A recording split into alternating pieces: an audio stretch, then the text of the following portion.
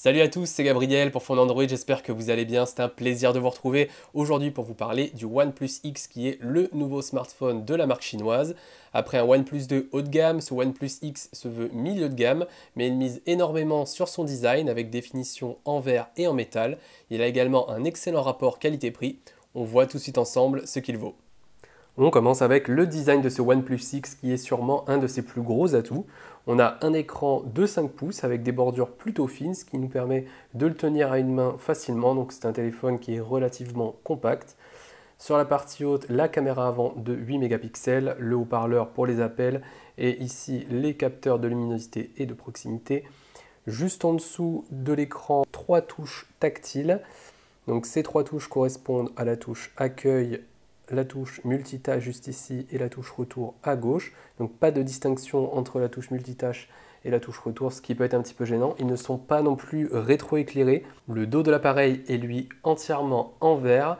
Au centre, on retrouve le logo OnePlus. En haut à gauche, le capteur principal de 13 mégapixels avec son flash juste en dessous. La coque en verre marque pas mal les traces de doigts. Elle est également très glissante si jamais vous posez ça sur une surface qui n'est pas parfaitement plane. Attention aux chutes, ça m'est arrivé assez souvent. OnePlus semble conscient de ça parce qu'ils mettent quand même cette petite coque en silicone fournie avec le téléphone. Donc vous allez le voir, hein, c'est plutôt esthétique. Hop, voilà, donc ça permettra au OnePlus X de ne pas trop glisser. Sur la tranche droite du téléphone, on retrouve deux boutons. Le premier, celui de mise sous tension ici. Juste au-dessus, le bouton de réglage du volume.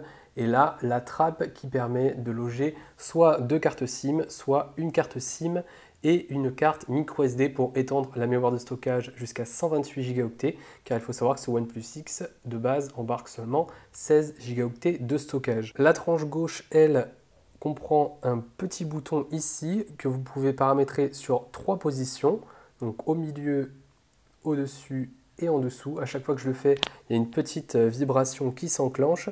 C'est tout simplement le bouton de réglage du système de notification. Donc je vous montre ça tout de suite. Lorsque je le bouge, si je le bouge en haut, hop, je coupe toutes les sonneries. Si je le mets au milieu, j'ai les sonneries prioritaires uniquement. Et si je le mets en bas, j'ai toutes les notifications. Comme vous pouvez le voir, il est un tout petit peu cranté ce bouton. Donc ça permet voilà, d'avoir une bonne préhension même à l'aveugle. On a également de légères stries dans le sens de la longueur. Je ne sais pas si vous voyez bien, mais le cadre en métal n'est pas parfaitement lisse. On remarque également que l'écran est 2,5D, c'est-à-dire qu'il vient épouser le cadre en aluminium. Donc ça, c'est un bon point et ça confère un design global vraiment très réussi à ce OnePlus X.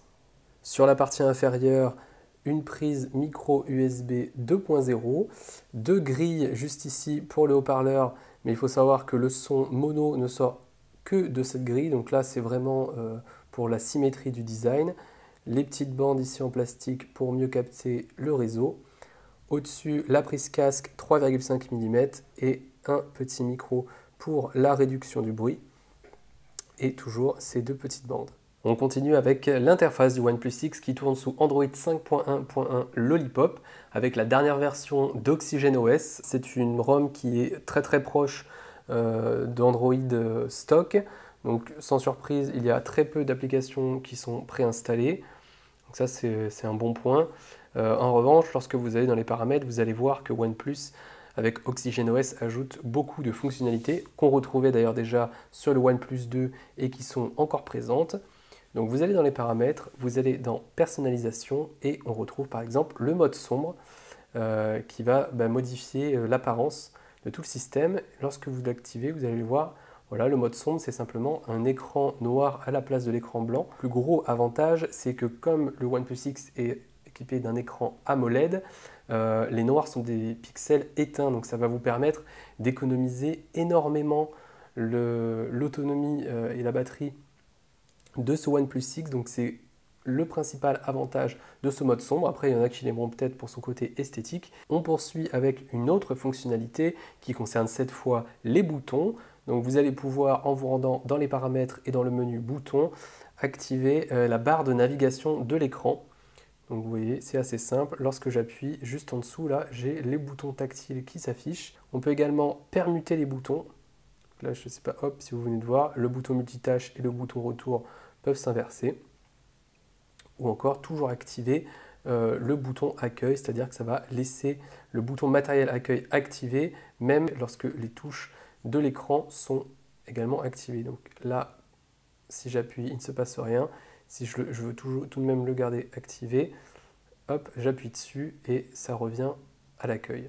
On peut également paramétrer un appui long sur le bouton accueil pour lancer donc l'assistant recherche ou un double tap pour faire une action par exemple comme éteindre l'écran.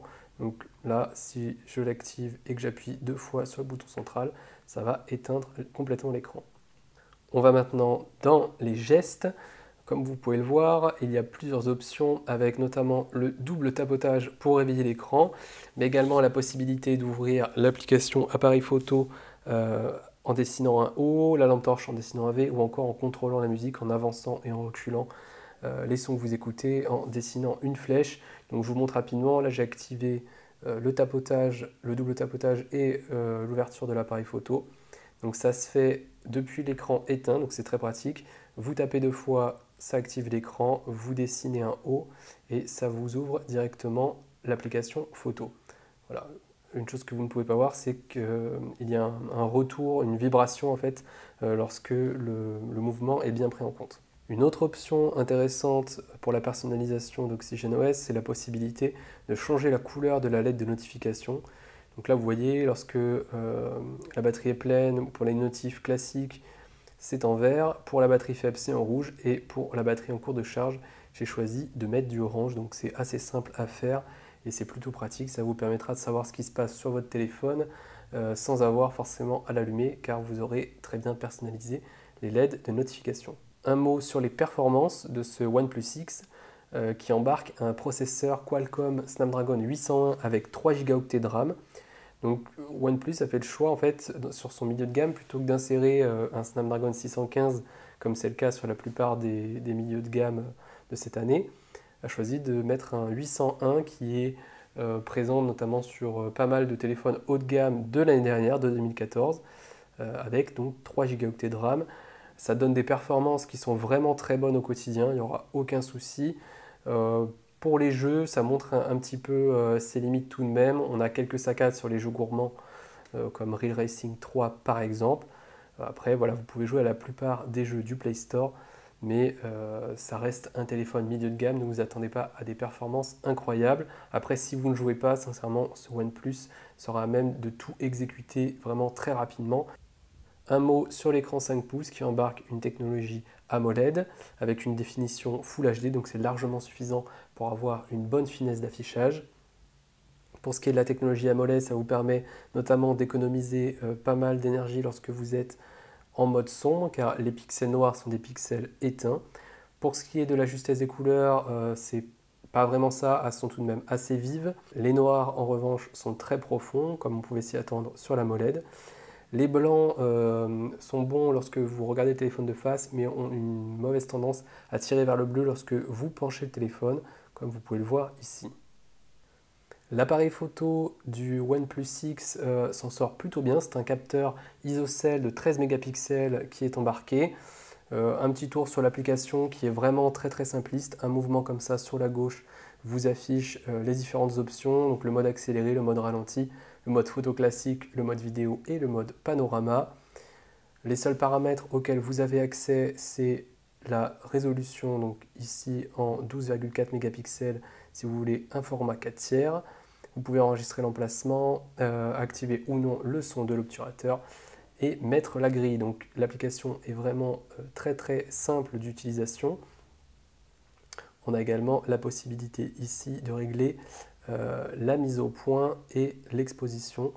Donc voilà, c'est à peu près les seuls réglages que vous aurez sur ce OnePlus X.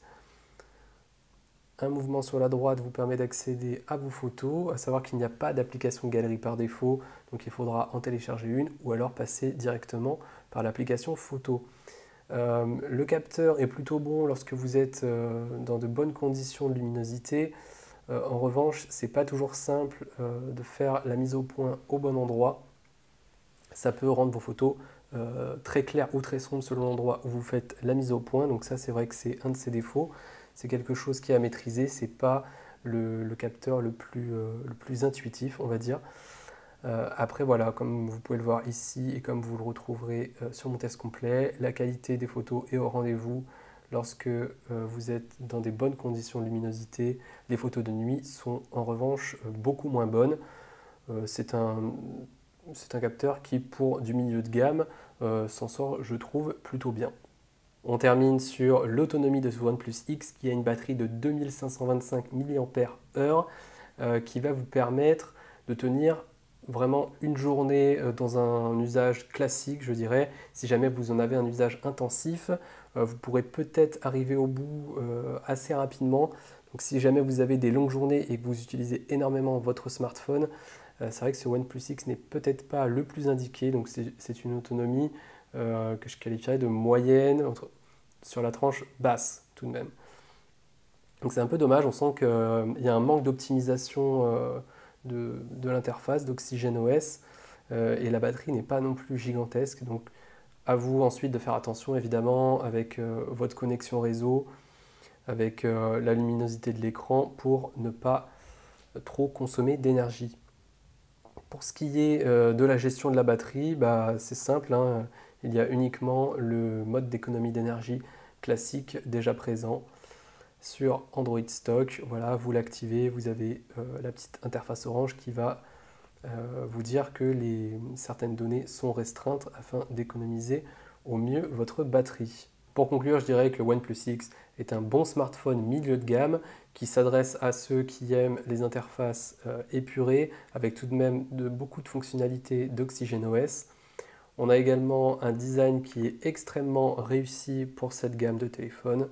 La batterie est sûrement un de ses plus gros points faibles, mais pour le reste, on a un produit qui est très très équilibré.